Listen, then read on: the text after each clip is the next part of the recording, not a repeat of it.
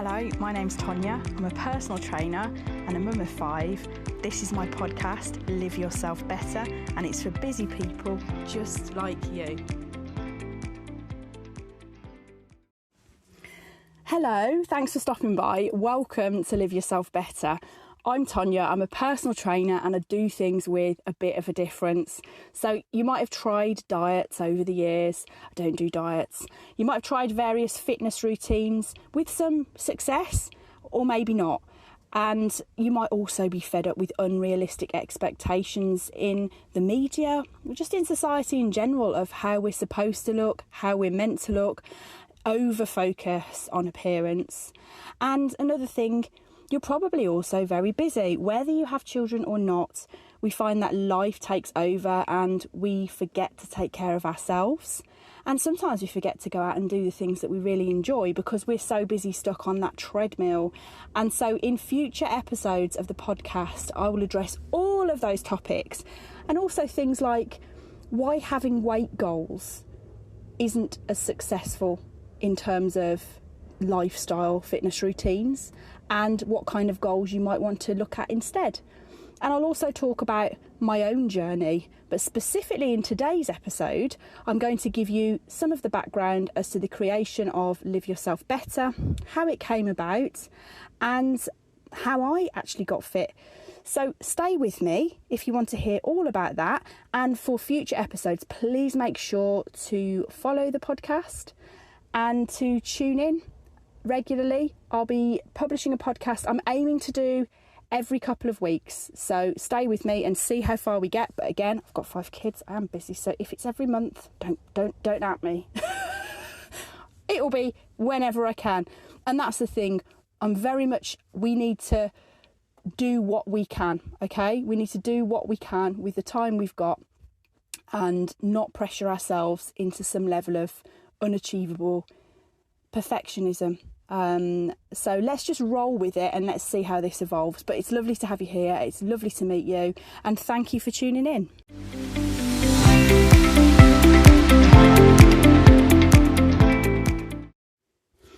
So, how did my journey begin and what's this all about? Well, I think since becoming a parent probably, and maybe since actually leaving uni and having a career, I hadn't really made time for myself. And as the years went on, I think I made less and less time for myself. That's not to say that I wasn't exercising in terms of the housework, picking up the children, putting them in the car seats, taking them out, putting them in the cot, rocking them, pacing the house with a child, putting a child in a sling, pushing this trolley around the supermarket with or without a child in, all of these things. And I think we forget this as well because people often say, oh, I'm so unfit. And I always think, oh, you're probably not.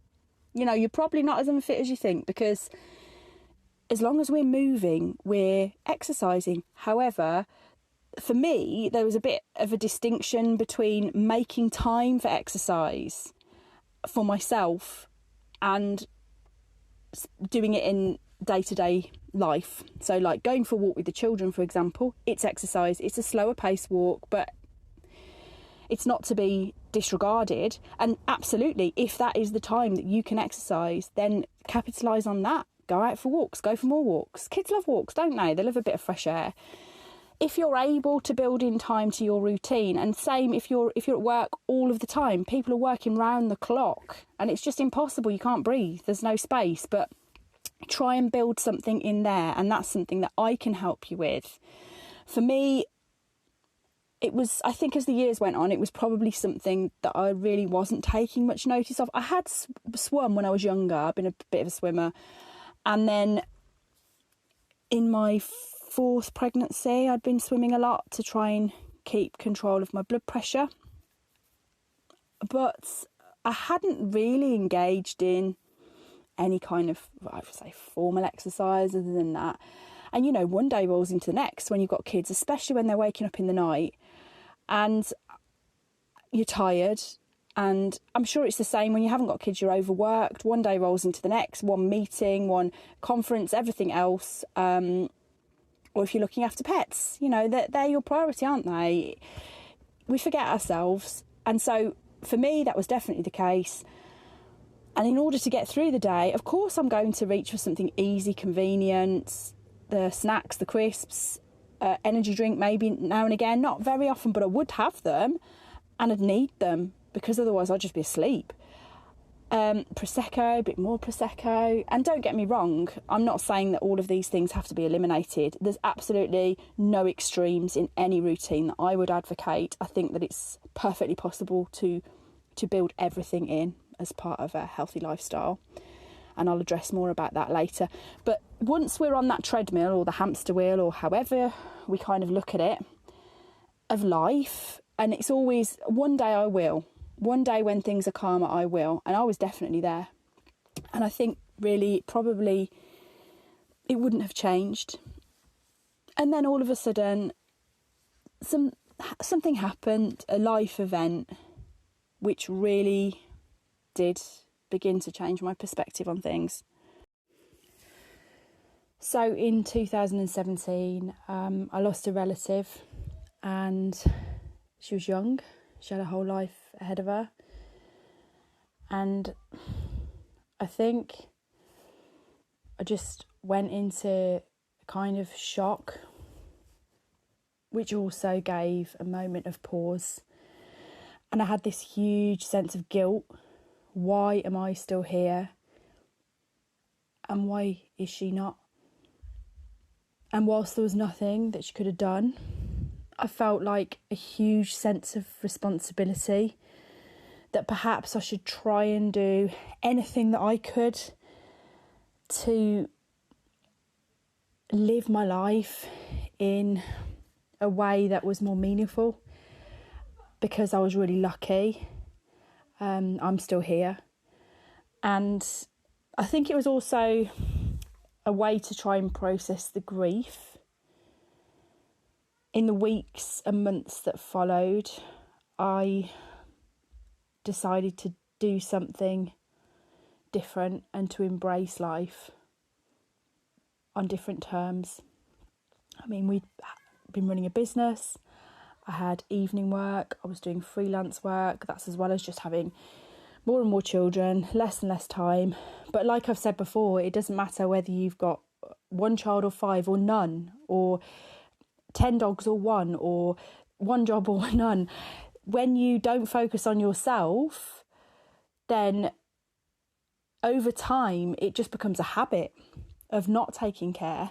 And that's where I'd got to, but I decided enough was enough and I wanted to make the most of life. And I felt I should be grateful, but not just I should be grateful, I was grateful that I'm here and I need to try something new. And I don't know really why I came up with the idea of running. Maybe it was a time when there was a lot of the couch to 5K stuff going on social media, because I was on social media then quite regularly. And I had a break from it for a few years, which I'll talk about in a later episode. But maybe just subconsciously, you're absorbing these things. Oh, people are going out running. People are using Map My Run. They're putting their map of their run up on, I think it was Facebook maybe. And, sometimes when you see people do that, right, and you kind of get this awkward feeling, and it's almost like, what feeling am I feeling? Is it inadequacy that I'm not doing this? Is it guilt that I should be? Is it admiration and awe that somebody can do this and how amazing? Or is it a combination of all of the above? But for me, it was very much a case of, you know what? I am going to do this. Now, the backstory, me and running, when I was at school, 100 metre sprint, no problem for me. I could always do that. 200 metres, okay. 400, you're pushing it. Cross country, absolutely not. I had childhood asthma, and I mentioned earlier about swimming intermittently. I had swum a lot in my late teens, actually. And the childhood asthma that I'd experienced I did seem to grow out of it. As for whether it was just swimming, I don't know. I don't know what it was, but I did seem to grow out of it. And then I moved to a more rural area. But I felt very much after my relative had died that I could address running again. And the things that I had historically attached to running, I'm not good at long distances. I get out of breath. And to be honest, if anyone's got asthma, or even if you've ever been out of breath. And a lot of people don't really like the high impact out of breath exercise. It's that feeling of being out of control, the tight chest, the panic that comes with that, and it exacerbates. Actually, I said, do I really have this now? And I don't know. So why not just try it? Just get out there, just embrace running. There seems to be a few people that are doing it. It must be okay. So basically, I downloaded Map My Run, got myself some new trainers.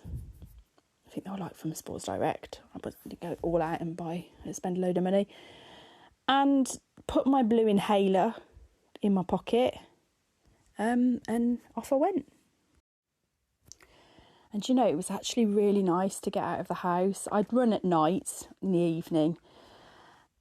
And not only that, it was lovely to see things that I wouldn't normally have seen. So not only could I feel the fresh air on my face and that sense of exhilaration of doing something that I'd always kind of avoided doing, but I would see things that I wouldn't have seen if I was at home on the sofa, like random fireworks and explosions of the colours of the fireworks against the night sky at all times of year. It wasn't particularly for any occasion. And then if I ran by the river, I could see the reflections of the nighttime lit town skyline. I'd see animals, see foxes, hedgehogs, stars, planes off on adventures. And all of this as well was a way to try and make sense of something and to try and process that grief. It did weigh heavy, and it almost felt like I was just keep running, just keep going. And I did, and I decided to enter various different mud runs for charity. I started off with the half mudder. I couldn't have done the full mudder. I was like, no, I'll do the half mudder. And I found some of the obstacles in the full mudder a little bit terrifying, to be honest. Like the ice enema. I don't know if anyone's heard of the tough mudder, but there's just like a slide that drops you down into iced water. So I didn't do that one in the half mudder. But eventually I worked up to doing the Kerno Killer. And again, I'd only intended to enter the half race. I think it was 8 kilometres. By then I thought 8 kilometres, obstacles, that'll be fine, I'll be okay. But what happened was I drove to it on my own, and I was in the last round of runners. And you have, in the Kerno Killer, there was the warm-up team that addressed the zombies because it was the zombie apocalypse year. And so you have to do your warm-ups, your press-ups, etc. And if you don't do them well enough or you don't work hard enough, they come and tip a bucket of iced water on you before you've even started. And then once you start the race, the first thing you have to do is jump over fire. It's like a big fire, and you don't have to, you can go around it, but I did. I jumped over it. I got to the first obstacle, I'm exhausted already. But once I got to the halfway point, the zombies had definitely caught up with me by that point, and they didn't want me to go off on my own because it's starting to get dark. It was October, maybe time, and it's getting later in the day, and they said, oh no, you can't go off on your own. There's no one else that's doing the half. You've got to do the full one. And so hence I ended up doing the full 16 kilometres. But, you know, it gave me a real sense of achievement, and as a bonus, I became fitter, and I had to train to do it. I joined the local gym and they wrote me a programme, and it was all different kinds of training, all different approaches, but a real emphasis on being able to pull myself up over the obstacles. And it was a real tailored programme, but it was actually just really enjoyable doing the training as well. But once the lockdowns happened and the good habits that I'd formed in previous years, they were kind of put on hold. I gave birth to my 5th child during lockdown, and whilst I didn't gain much weight during pregnancy due to just awful sickness, I found once I'd had the baby and in the following months that I had gained weight. And I've never really kept scales at home, but I found out as I was training to be a personal trainer that I would have gained around 2 stone from my pre-5th pregnancy weight. And I began to experience like recurring back problems. I'd never had back problems, and then they'd started. And actually, ironically, I put my back out incorrectly lifting an exercise machine that I'd put in the garage because I wanted to get fit again. And I actually ended up, I'm laughing, but it was awful. I actually ended up bedbound for 2 days. So that kind of put a hold on the fitness for a little while, because once I was up and out of bed, then it was still very much there, and I had to be very cautious about how I was lifting my youngest and how I was performing daily activities. But I knew that I had to do something radical to change my lifestyle, because I had a feeling that this problem could well recur.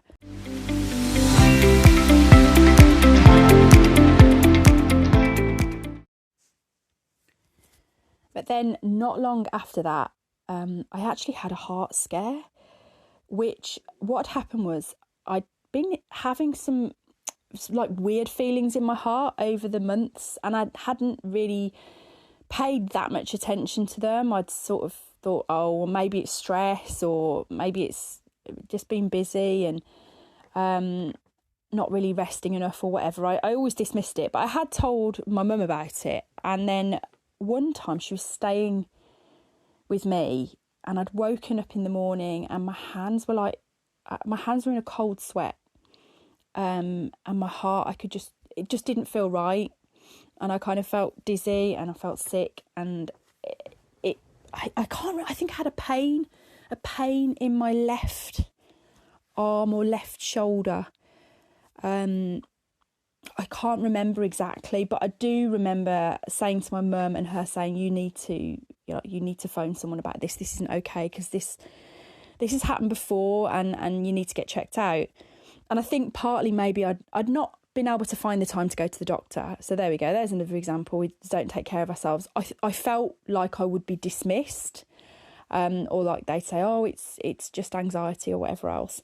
And so I hadn't done it, but I did phone 111, and they actually sent the ambulance round, and then they monitored my heart, and they said, well, there is an arrhythmia, so we are going to send you in. And so I got sent into hospital and got all of the tests throughout the day, and they couldn't find anything. But it was enough of a wake-up call to me, especially because we have got a history of heart disease on both sides of the family, actually. And a close relative of mine actually had a heart attack last year.